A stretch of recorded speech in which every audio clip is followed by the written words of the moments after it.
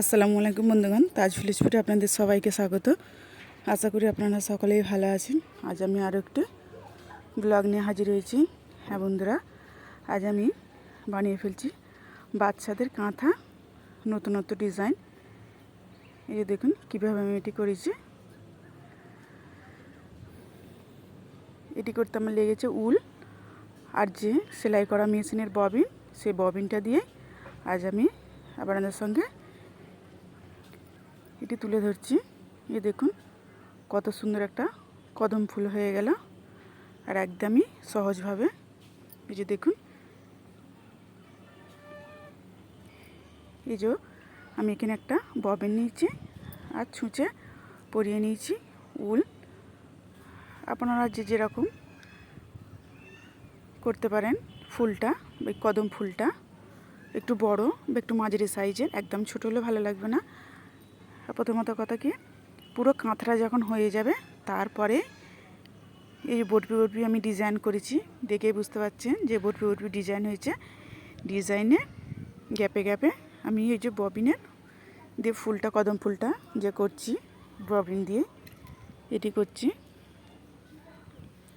আর এই দেখুন সবুজও স্বাদ ছাড়ে না, ছুঁচ সুতো আছে সেজন্যেই। এই যে ববিনটা বসিয়ে উল দিয়ে ঘুরিয়ে ঘুরিয়ে ভালোভাবে একটু চেপে চেপে, নাহলে কি হবে ফুলে ফুলে উঠে যাবে, একটু টাইট টাইট না করলে। দেখুন পুরো ববিনটাকে কভার করে দিতে হবে পুরো উল দিয়ে।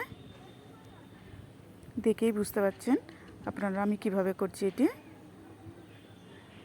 আর এটি করা একদমই সহজ,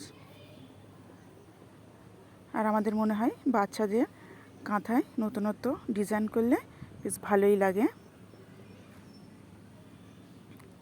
এখানে সবুজও কাঁথা থেকে একদমই সরছে না, দেখুন।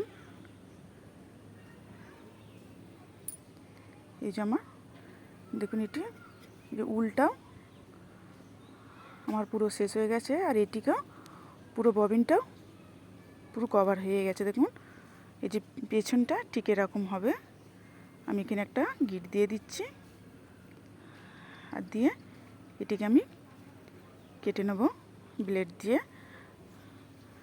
আর এই উলটি যে ববিনের যে উলটি করছি আমি, উল দিয়ে যে ফুলটি করছি ববিন দিয়ে, এটি কিন্তু খুব ধারালা ব্লেড দিয়েই করতে হবে, আর এটি সাবধানে কাটতে হবে। যে দেখুন এই সাইড দিয়ে কেটে নিলে দেখুন ধারালা ব্লেড দিয়ে উলটিকে কেটে দিতে হবে। এটি আমি খুব সাবধানেই করছি।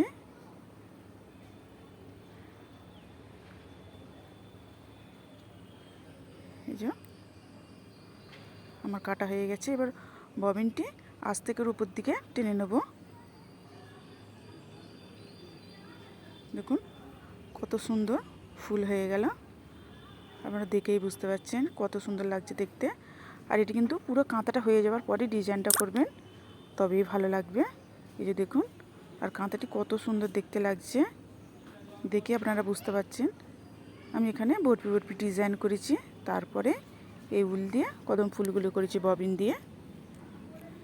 হ্যাঁ বন্ধুরা, ভিডিওটি যদি আমার ভালো লেগে থাকে লাইক, কমেন্ট অ্যান্ড সাবস্ক্রাইব করে বেল আইকন প্রেস করে অল করতে ভুলবেন না। প্লিজ প্লিজ সাবস্ক্রাইবটি করে দেবেন। আর দেখুন দেখতে কত সুন্দর লাগছে। এই যে কাঁথাটি কত সুন্দর দেখতে লাগছে, দেখুন। আপনারাও এটি বাড়িতে তৈরি করবেন।